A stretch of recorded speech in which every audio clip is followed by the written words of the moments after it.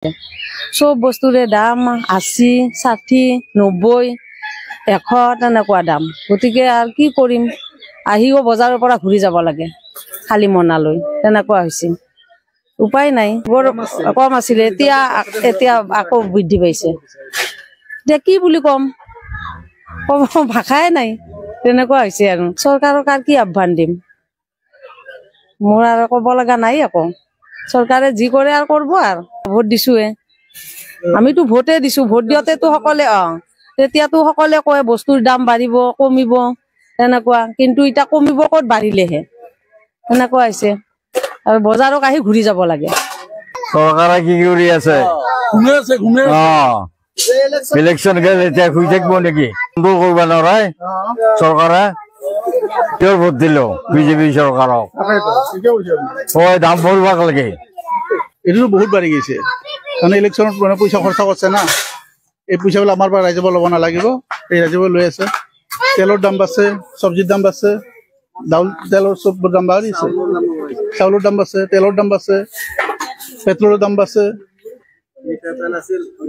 এতিয়া সমস্যা হৈছে আমাৰ, সৰু মানুহৰ কাৰণে চলা দিগদাৰে হৈছে।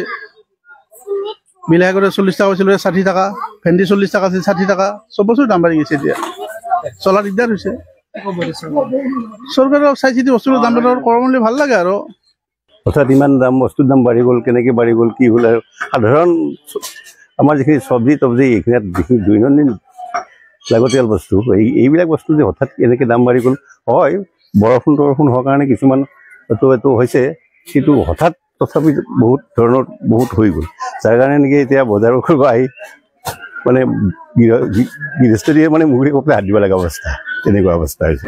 চৰকাৰক আহ্বান কৰিম কি, মানে এতিয়া মধ্যভোগী যুদ্ধভোগীৰ মাজতে আছে নেকি, সেইটো বস্তু অলপ চাব লাগে। তাৰমানে হঠাৎতো কিছুমানৰ গম পোৱা মতে য'ত উৎপাদন হয় তেওঁলোকেতো এইবিলাকতো এনেই পেলাই বহুতো জেগাত মানে হেৰি হৈ যায় বুলি গম পাওঁ। কিন্তু এতিয়া সাধাৰণ কেইদিনমান বৰষুণৰ কাৰণে অৱশ্যে এইটো হয়, এই বৰষুণ হোৱাৰ কাৰণে বতৰৰ কাৰণে অলপ সৰু হৈছে, কিন্তু তথাপি মধ্যভোগীৰ কিছুমানৰ কাৰণে বোধ হৈছে। এইটো বস্তুৰ ওপৰত চৰকাৰে অলপ যদি চাই অলপ, তেতিয়া সুবিধাজনক বেছি হয়।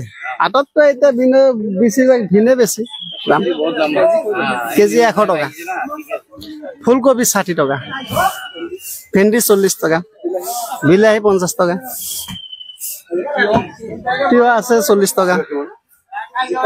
জিকাটো এনা বজাৰত ৰেটত আজি চলি আছে আপোনাৰ 70 টকা।